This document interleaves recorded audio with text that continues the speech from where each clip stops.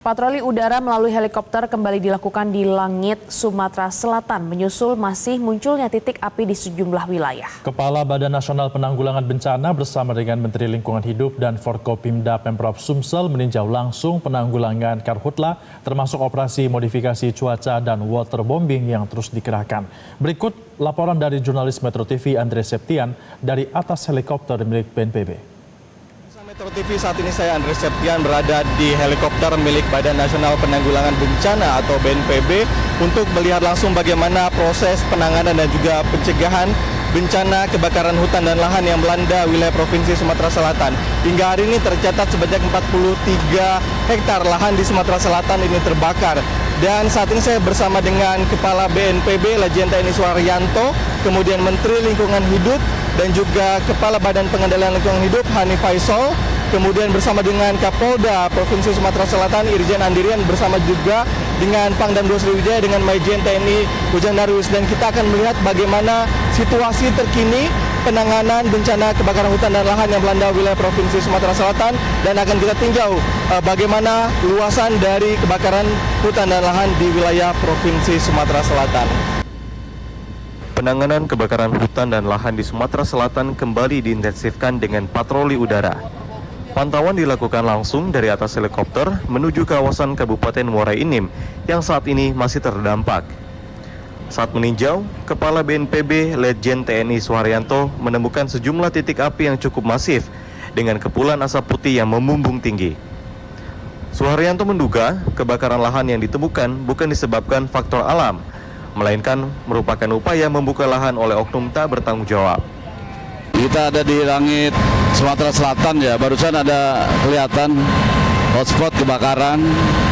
Sudah terlihat bahwa itu memang bukan gara-gara alam, tapi kelihatannya membuka lahan itu.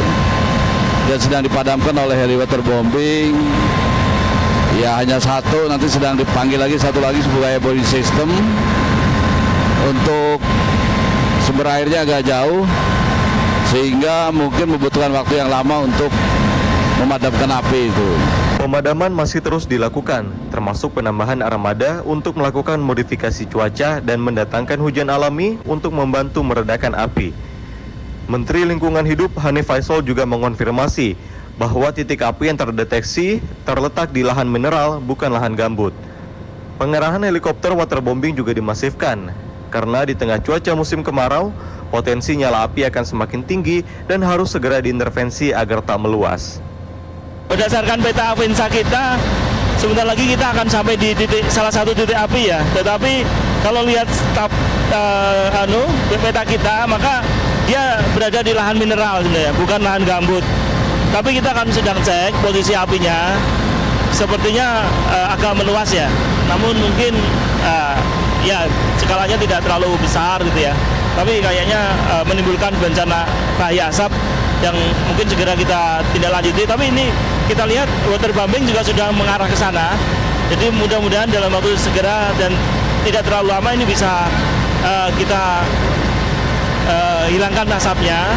Juga nanti habis ini kita langsung ngecek ke lapangan udara untuk lihat kesiapan unit operasi modifikasi cuaca kita. Selain penguatan teknis di lapangan, penegakan hukum juga akan diperketat. Polda Sumsel telah mengeluarkan maklumat agar masyarakat dan perusahaan tidak lagi membakar lahan. Kapolda Sumsel Irjen Pol Andirian Jayadi menegaskan akan ada sanksi pidana bagi pihak yang sengaja memicu karhutlah. Sumsel ini termasuk adalah salah satu hotspot karhutlah, ya, hotspot karhutlah.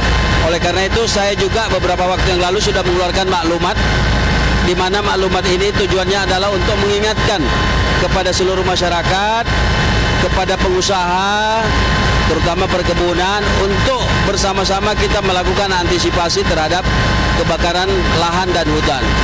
Ini tujuannya jangan sampai melebar. Kemudian juga termasuk saya menyampaikan beberapa sanksi pidana jika nanti kita temukan terbukti ada yang dengan sengaja melakukan pembakaran. Satgas Karhutla masih akan terus melakukan patroli darat maupun udara demi menekan laju kebakaran hutan dan lahan di Sumatera Selatan yang riskan terjadi saat musim kemarau. Dari atas langit Sumatera Selatan, Andre Septian, Metro TV. Jelajahi cara baru mendapatkan informasi. Download Metro TV Extend sekarang.